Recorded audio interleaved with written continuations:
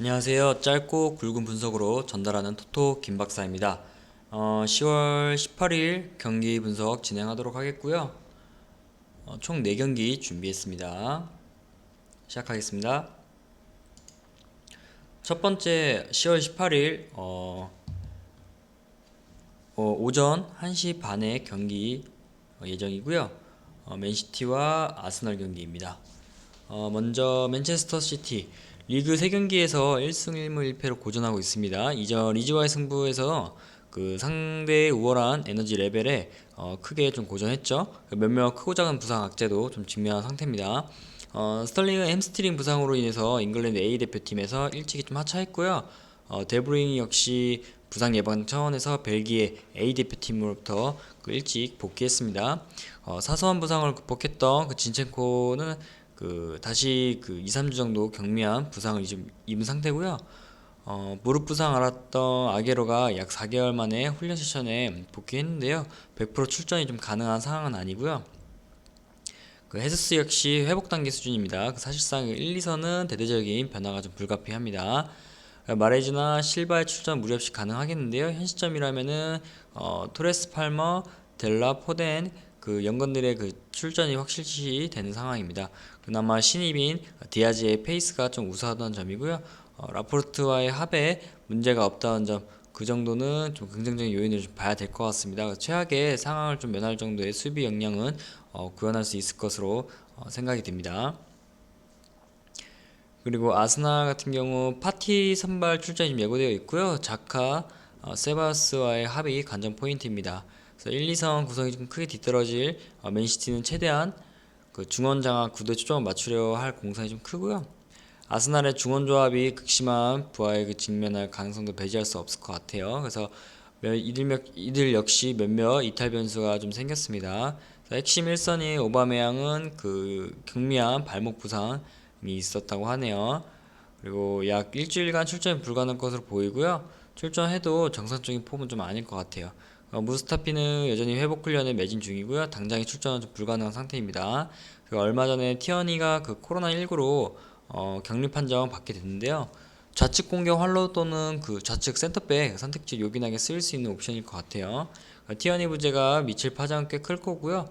상위 전력과의 전적 관리가 전혀 되지 않고 있다는 점도 간접적인 문제로 봅니다. 그래서 실제로 이들은 이전 시즌에 상위 6개 클럽에서 원정 경기 2무 4패 아쉬운 성적표도 받아야 했고요. 난항은 좀 피할 수 없을 것 같다라는 생각이 듭니다. 그래서 개인적으로 결과적으로 말씀드리면 승이나 무 승부로 좀 그쪽 사이드로 좀 접근이 오를 것 같고요. 기본적으로 맨체스터 를 좀 패로 보고 아스널을 좀 승리로 좀 추천을 드리겠습니다.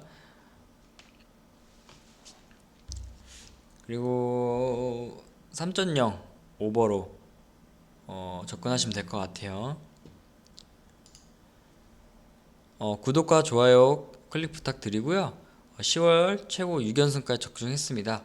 5연승까지는 올킬 했고요. 적중률 88.3% 유지 중입니다. 영상 외에 다양한 스포츠 정보 공유 받으실 수 있는 영상 하단 고정 댓글 확인하시고요. 적중률 높은 픽 정보 공유방에서 많이 이루어지고 있으니까요. 추천 받아보시길 바라겠습니다. 다음은 뉴캐슬 대 맨유 경기입니다. 새벽 4시에 경기 예정되어 있고요. 뉴캐슬 유나이티드 같은 경우 프리미어리그 4라운드 성적을 기록하면서 4라운드 2승 1무 1패 성적 기록하면서요. 이번 시즌에는 더욱더 좋은 스타트를 이어가 나가고 있는 팀입니다. 지난 시즌보다는 더욱더 좋아진 전력을 바탕으로 이번 시즌에는 더욱더 높은 순위 경쟁을 위해서 어떤 플레이를 보일 수 있을지 기대하게 되는데요. 이번 5라운드 맨유 만나게 되면서 상황에서는 수비적으로 어떤 플레이를 보일 수 있을지 좀 봐야 될 것 같고요. 수비적인 경기 운영을 좀 치러 나가는 모습을 중심으로 수비 후의 역습 전술로 어떤 플레이도 보일 수 있을지 여부가 절대적으로 좀 중요하다는 생각이 듭니다. 그래서 확실히 전력 차이만을 고려해 보면은 유리한 경기를 기대해 보긴 좀 어렵다고 생각하는데 뉴캐슬이 자랑하는 그 수비 후의 역전술 어떤 모습일지 한번 기대해 볼게요. 수비적인 경기 운영 좀 치러 나가는 모습 중에서도 4-4-2 포메이션 전술로 가져간 상황인데요. 이번 경기 에밀 크레프, 파비안 쉐어, 페데리코 페르난데스, 자말 루이스의 뽀백 라인 역할이 더욱더 중요한 경기가 될 거라는 판단을 가져가 보게 됩니다. 수비적으로만 안정적인 플레이를 보여주면요, 이번 시즌 확실히 칼럼 윌슨 활약 기대해 보게 되는데요. 조엘린팀 맥마시맨까지 공격에서 너무나도 좋은 플레이를 이어나가고 있다는 사실을 고려해 봤을 때 이번 경기 수비 위의 역전술 초점을 맞춰 나갈 뉴캐슬이고요. 칼달로 골키퍼도 얼마나 안정적으로 경기 풀어나가는지 그것도 관전 포인트입니다. 더불어서 존조 셸비, 아이작 헤이드 중원에서도 더욱더 수비 안정감을 바탕으로 가져가는 경기를 풀어나가줘야만 이번 경기 뉴캐슬 힘을 좀 실어줄 수 있을 것 같아요. 맨유는 프리미어리그 3라운드고 1승 2패의 성적 기록하고 있습니다. 너무나도 흔들리는 모습을 좀 시즌 초반부터 보여주고 있는데요. 이번 경기 분위기 이어나가려면은 수비적인 경기 운영보다는 공격에서 어떤 플레이를 보여줄지가 좀 시즌 전체적으로는 좀 중요할 것 같고요. 시즌 초반 3라운드까지 11실점 기록했습니다. 수비에 대해서 변화된 모습이 좀 필요할 거라는 점, 맨유 전력만큼의 활약을 보여주지 못하고 있는 점, 그래서 부진이 좀 계속해서 이어지고 있다는 팩트가 있고요. 더불어서 공격적으로도 그렇다 경쟁력을 보여주지도 못하고 있고요. 리그 전체적으로 너무 좀 부진하다 이런 것을 좀 기억하게 되네요. 이번 경기 맨유 휴식기 이후에 얼마나 변화된 플레이를 보일 수 있을지에 대한 여부가 좀 중요한 경기라고 볼 것 같습니다. 시즌 초반 급격하게 흔들리는 맨유 경기력에 문제점이 크게 들어간다는 점 기억해 보게 되는데요. 확실히 그린우드, 레시포드, 앙토니 마샬의 공격진도 그렇다 힘으로 좀 보여주지 못하고 있고요. 더불어서 전체적으로 4-2-3-1 포메이션 전술을 가져간 상황에서 완비사키, 에리크 바이, 해리 맥가이어, 루크쇼 수비진도 매우 불안한 모습 보이고 있습니다. 이번 경기 맨유가 공격에서 차이점 만들어 나가지 못하게 되면요, 뉴캐슬 역습에 무너질 가능성도 좀 높지 않나 생각이 좀 들고요. 확실히 브루노 페르난데스가 공격을 좀 풀어나가 주면 맨유의 공격의 활약을 좀 선보일 있을지 기대하게 되는데, 경기를 주도해 나가는 플레이를 좀 만들어 나가줄 가능성은 좀 높다고 생각이 들고요. 맨유의 좀 핵심인 찬스를 어떻게 좀 살려 나갈 줄지가 좀 키포인트 될 것 같습니다. 그래서 뉴캐슬과 맨유의 맞대결, 이번 경기 예측하기 좀 어려울 정도로 양팀 모두 시즌 초반 기복이 좀 있었고요. 이번 경기 뉴캐슬은 수비적인 경기 운영을 좀 통해서 퍼펙 라인의 역할이 상당히 중요하다는 점, 그리고 홈에서는 좀 쉽게 무너지지 않았다는 그 점, 그리고 이번 경기에서도 수비에서만 좀 흔들리지 않으면 될 것 같다는 생각이 좀 들고요. 맨유의 활약을 기대해 보기에는 시즌 초반부터 경기 운영 면에서 좀 많이 부진이 있었기 때문에 퍼펙 라인이 수비적으로도 너무 불안한 모습을 계속 이어가고 있습니다. 그래서 개인적으로는 뉴캐슬이 수비적으로만 잘 버텨주면은 수비 후에 역습점수를 잘 활용해서 뉴캐슬 승으로 되지 않을까 좀 개인적으로 추천을 드려봅니다. 2.75오버도 한번 접근해 보시기 바라겠습니다. 세 번째 경기입니다. 셰필드 유나이티드 대 풀럼 경기이고요. 10월 18일 오후 8시에 경기 예정되어 있습니다.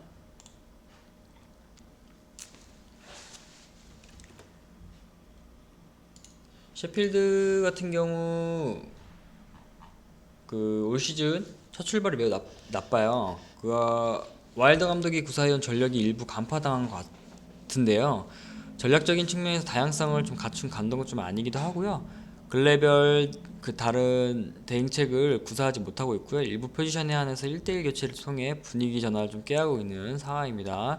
그래서 맥골 들이기 직전 일정을 통해서 득점 성과를 낸 부분이 인상적인데요. 파트너로 작전된 무세가 출전하지 못하고 있습니다.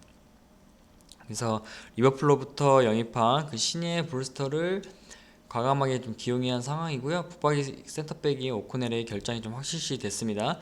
그래서 이것마저 출전 가능성이 낮아 보여요. 그래서 암파드, 로빈슨, 발시암 조합의 퀄리티를 좀 신뢰할 수 없을 것 같습니다. 그래서 실전 가능성은 좀 있지 않을까라는 점을 열어두고 봐야 될 것 같고요.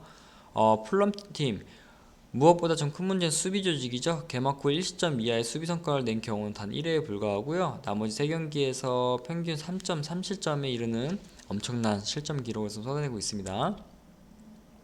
특히나 그 리즈, 아스톤 빌라 때 그 해볼만 전력들 상대로도 대량 실점을 좀 내줬고요.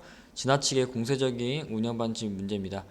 셰필드 유나이티드와 같이 효율적인 측면 공략 또는 PK 박스 내 롱볼 투입이 가능한 클럽들 상대로 실점을 줄이기 어려울 것 같고요. 중원에 힘을 쓸 수 있는 램이나 부재가 좀 많이 아쉽습니다. 그래서 임대영 입학 로프터스 치크가 첫 선발 출전이 좀 예정되어 있습니다. 적응이 좀 필요한 상황이고요. 이로 인해서 1, 2선의 잡음이 좀 감지될 가능성이 있습니다. 그래서 변수가 아주 많은 일정이고요. 난항을 좀 피하지 못할 것 같아요. 시필드 체디의 강점은 수비 라인 견고하고 우월한 조직력이고요. 하지만 주력 센터백들의 부재와 그리고 조직력 누수가 좀 겹치면서 그간 발휘해온 장점을 대부분 좀 잃게 되는 경기가 될 것 같습니다. 풀람의 역량이 지금 셰필드에 미치지 못하는 것 좀 사실인데요. 호전적인 운영 방식 불로 영향력을 무시할 수 없게 될 것 같습니다. 그래서 개인적으로는 셰필드의 승리를 보고 있고요. 2.25점으로 오버 한번 접근해 보시길 바라겠습니다. 네 번째 경기는 크리스탈 팰리스 대 브라이턴 경기고요. 오후 10시에 예정되어 있습니다.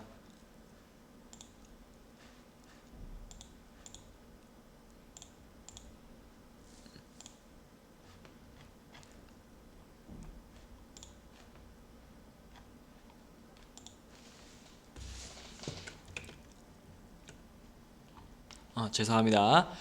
크리스탈 팀 같은 경우 리그 개막 직후 두 경기에서 2승 4득점 1시점을 좀 기록했죠. 이후 에버튼하고 첼시 때 만났을 때 이럴탈 그 대응을 좀 하지 못하고 무너졌습니다. 그래서 두 전력 모두 리그 상위권의 위험을 유감없이 발휘 중이었다는 점을 고려했을 때 이들의 경기력을 호평하기 좀 어렵고요. 최악의 퍼포먼스로 승점 자판기가 된 브라이튼에 비해서는 한결 나은 컨디션을 보이고 있습니다. 무엇보다 자하, 타운젠트 그들의 그 공격 전개 주체들이 우월한 페이스를 갖추고 있고요. 볼 점유 전략에 익숙한 브라이튼은 노출할 공간이 좀 상당합니다. 그 상대의 배후 공간에서 그 침투 찬스들을 양산할 능력이 좀 됩니다. 그래서 전략적 상승 측면에서는 훨씬 좀 유리해 보이고요. 바나우트 선수 같은 경우는 어깨 부상이 있고 톰킨스는 허벅지 부상, 케일은 허벅지 부상 등이 있어서 수비 조직의 중심 옵션들의 그 이탈이 좀 변수인데요. 쿠야테나 메카시가 중심축을 잡은 옵션들의 수비 기여도를 높이는 방안으로 좀 약점을 메워야 될 것 같습니다. 그리고 브라이튼 같은 경우 올 시즌 리그 4경기에서 1승 3패 8골로 17점을 기록 중입니다. 그래서 뉴캐슬 원정에서 3대0 승리한 그 2라운드 제외하고는요, 모두 패했고요.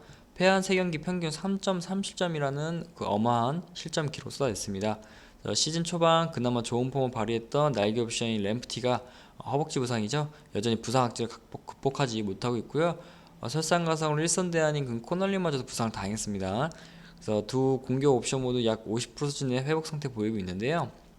상황에 따라 그 출전할 수는 있겠으나 그 정점의 경기력 구현하지 못할 것 같아요. 그래서 올 시즌 브라이튼은 정적인 지공 패턴의 운영 방식뿐만 아니라 그 좌우 측면 옵션들의 개인 전술을 바탕으로 역습 속도를 높이는 데 집중하고 있습니다. 그래서 하지만 완성도는 좀 많이 나쁘고요. 공격 전개의 주체들이 죄다 컨디션 문제에 좀 직면해 있기 때문에 불안한 모습을 보이고 있습니다. 중원의 사령관으로 꼽는 그 프레퍼 부재도 있고요. 몸 상태가 다소 나쁜 삼선 핵심 스탠파스 대 부재로 운영 전략 전반의 완성도가 좀 떨어질 여지가 있습니다. 그래서 변수 많은 원정 일정이고요. 좀 불안한 모습을 보일 가능성이 높은 경기가 예상됩니다. 두 팀 전력 차이는 좀 크지 않을 것으로 보여요. 그래서 하지만은 크리스탈 팰리스가 훨씬 유리한 게임을 할 능력이 좀 될 것 같고요. 브라이튼은 올 시즌 몇 가지 전략적 변화를 좀 감행했습니다. 그래서 램프티나 코널리 등 어리고 발빠른 자원들의 그 영향력에 의존한 결과이고요. 하지만 두 옵션 모두 몸 상태가 나쁘죠. 그래서 고질적으로 축구방, 공간 등에 미흡하기도 하고요. 그래서 근래 크리스탈 팰리스는 천명들의 영향력이 좀 급증했습니다. 그래서 개인적인 추천으로는 이번 경기 크리스탈 팰리스의 승리로 추천드리고요. 2.25점 오버로 접근하시길 바라겠습니다. 도움이 되셨나요? 구독과 좋아요 한 번 더 부탁드리고요. 영상 외에 다양한 스포츠 정보 받아보실 수 있는 공유 정보방이 있습니다. 영상 하단에 고정 댓글 참고하셔서요. 활용하시길 바라겠습니다. 다음 영상에서도 찾아뵙겠습니다. 감사합니다.